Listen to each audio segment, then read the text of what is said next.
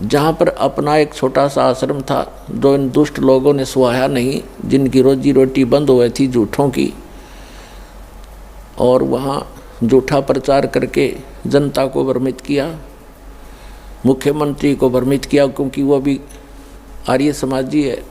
दास के ऊपर झूठे आरोप लगा लगा के और झूठे केस में जेल में डाल दिया और उसको आश्रम को ग्रहण कर लिया। फिर भी परमात्मा कहते हैं कि साच को आँच नहीं होती। पुणात्माओं, हाई कोर्ट ने हमारे हक में फैसला कर दिया। सन 2009 में मुख्यमंत्री आर्य समाजी और आर्य जो हमारा विरोध कर रहे थे, आर्य प्रतिनिधि सभा हरियाणा वाले, वो दोनों मिलकर सुप्रीम कोर्ट पहुंच गए। देख इनकी अकल मारी जा रही। कोई बात हो, अरे हम तो सत्य और असत्य की लड़ाई लड़ रहे हैं, ज्ञान और अज्ञान का झगड़ा, ज्ञान का जवाब ज्ञान से देना चाहिए। अब सुप्रीम कोर्ट में ऐसा मुंह पे थप्पड़ मार दिया परमात्मा ने उनके 8 वकील, 6 तो सरकार के, 2 उनके टॉप मोस्ट वकील कर रखे। हमारा ओरिजिनल वकील भी नहीं जा रहा था, उसको कोई काम हो गया अचानक, और परमात्मा के बच्चों को आश्रम दिवा दिया। इससे बड़ा चमत्कार पुण्यात्माओं कोई नहीं हो सकता। अब भगवान से बाहर कौन जाएगा? ये जज क्या है? ये भी परमात्मा के रिमोट से चलते हैं, उसी के बच्चे हैं, उनकी बुद्धि उनके हाथ में है। 1 सेकंड में सच्चाई को ऊपर ला दिया। पुण्यात्माओं, हमने उस आश्रम की आवश्यकता भी ना रह रही थी, क्योंकि वहाँ पर तुम्हारी गाड़ियाँ भी ना खड़ी हों सारी। जब आज हमारी व्हीकल चले जाओ, व्हीकल भी ना हो उसमें, वो तो ओडे कर रह गया। लेकिन इनकी जात का बेड़ा पट गया कि इसे मुख्यमंत्री होया करें। राजा को चाहिए दोनों तरफ की बात सुनकर जब डिसीजन लेना चाहिए। एक तरफ जुआ जुड़ जा, तो ये कलयुगी राजाएँ हैं। पुराने राजाओं का आप हिसाब लाओ। रामचंद्र जी राजा थे अयोध्या के, वो किसी मंत्री या किसी अपने साथी की बात में विश्वास नहीं करते थे, भगवान से डरने वाले थे। यदि कोई ऐसी जटिल समस्या होती, वो स्वयं वेश बदल कर जाया करते थे और निष्कर्ष निकाल कर निर्णय लिया करते थे। राजकाल के राजा, उनकी पार्टी के 2 बात कह दे, फलाना ऐसा है, दकड़ा ऐसा है, कर दो उसका नाश। लेकिन हमारे साथ भगवान है, हमारा विरोध करने वालों का नाश हो जाएगा। भगवान के बच्चों का नाश आज तक हुआ नहीं, हर ना होगा।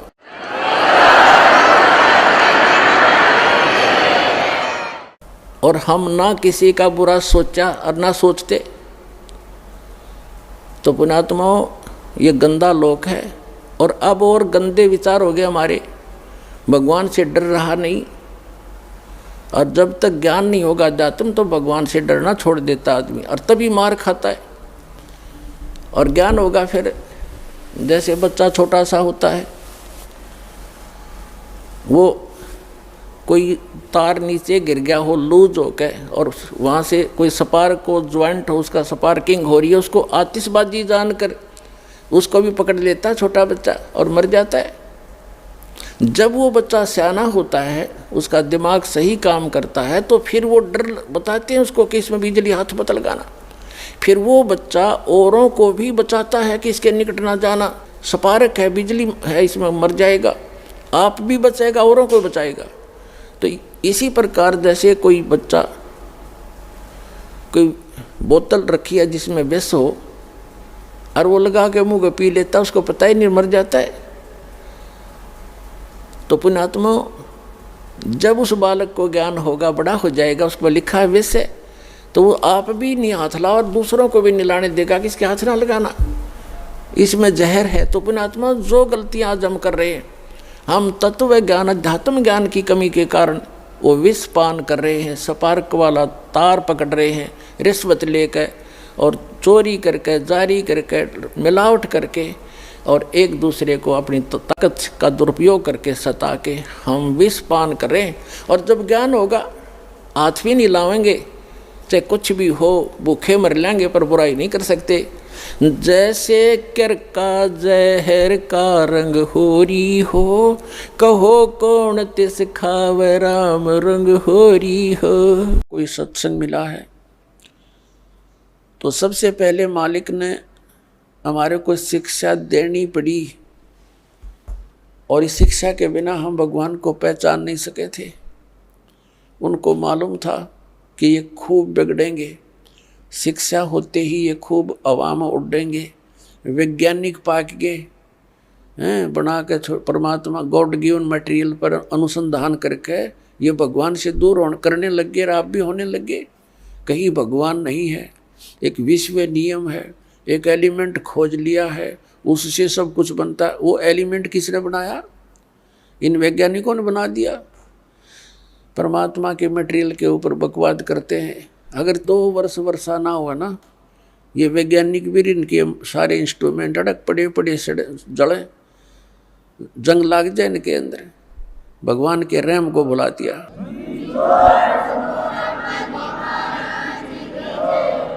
भगवान से कोसों दूर कर दिया हमारे को, और क्या बनाया इन्होंने? परमाणु बम बना लिया अपना नाश करने के लिए। है तेरा गजब है। और पुण्यात्माओं, ये इंटरनेट और ये प्रोजेक्टर, टेलीविज़न, ये परमात्मा का दिया हुआ ज्ञान है, जीव सत्र का नहीं है। कदे किसी का भूल हो कि मनुष्य बना दे ऐसे आइटम। परमात्मा कबीर जी ने उनको बुद्धि देकर के ये बनवाया है। और किस लिए? आज के दिन के लिए, इस समय के लिए, कि एक जगह मेरा ज्ञान चला करेगा, करोड़ों बच्चे मेरे एक टाइम पर सुना करेंगे और प्रत्यक्ष प्रमाण देखा करेंगे। प्रोजेक्टर बनवा दिए, दास यहाँ दिखाता, आप वहाँ बैठे प्रमाण देख रहे हैं, टीवी के ऊपर देख रहे हैं, घर घर बैठा परमात्मा संदेश भेज रहा है।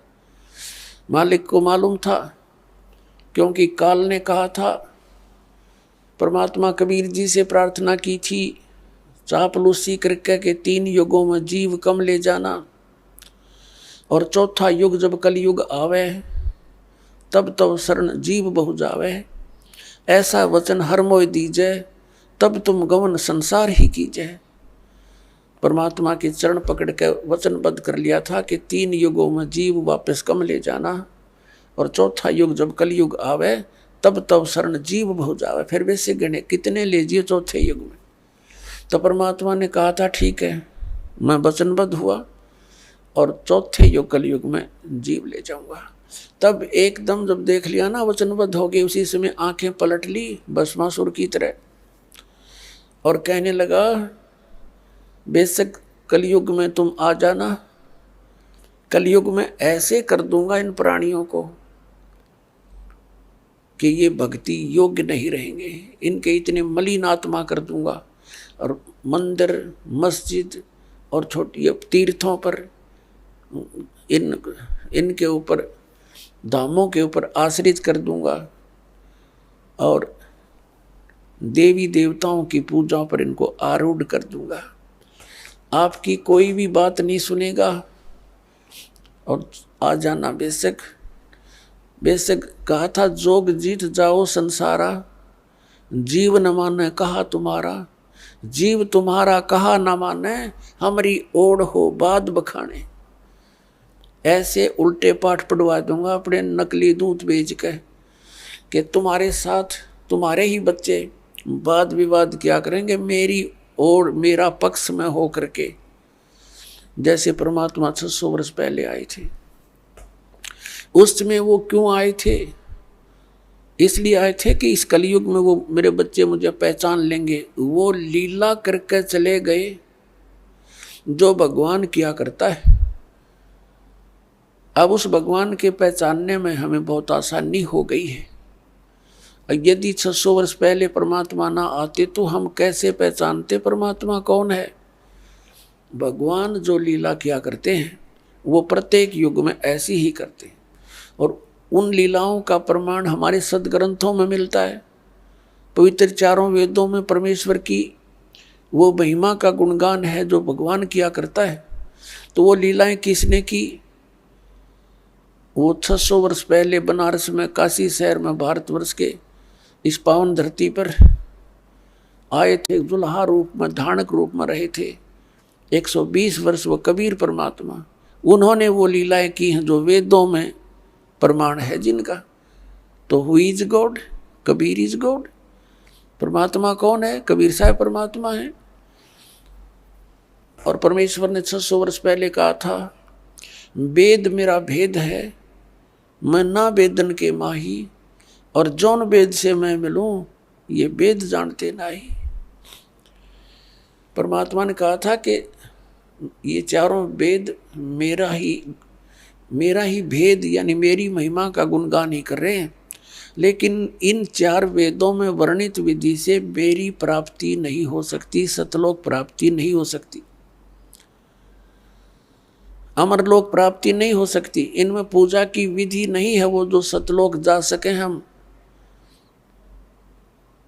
तो उसकी पूर्ति करने के लिए परमात्मा स्वयं आते प्रत्येक युग में और अपने मुख कमल से वाणी बोलते हैं।